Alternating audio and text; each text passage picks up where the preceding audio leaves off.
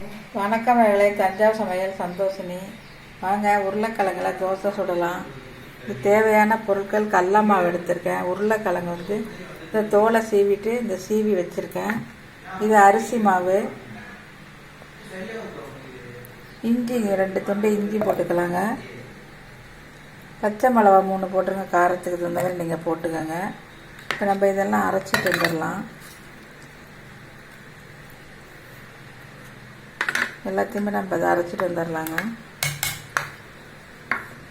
உப்பு போட்டுடலாம்.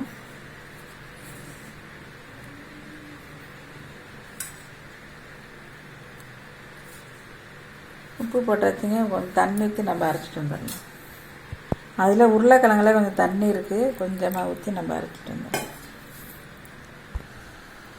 இப்போ நம்ம அதை அரைச்சிட்டு வந்தாச்சுங்க.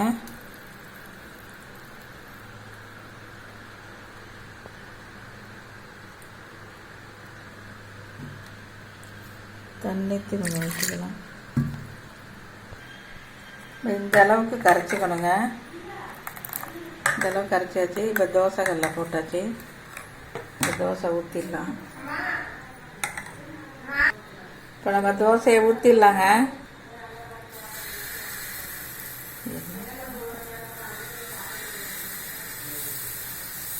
இந்த தோசை மாவு இல்லாத நேரத்தில் சீக்கிரத்தில் 10 நிமிஷத்தில் ரெடி பண்ணி ஊற்றிடலாங்க.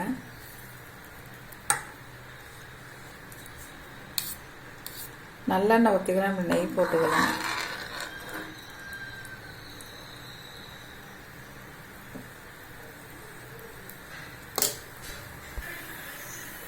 இந்த தோசை எடுத்துடலாங்க.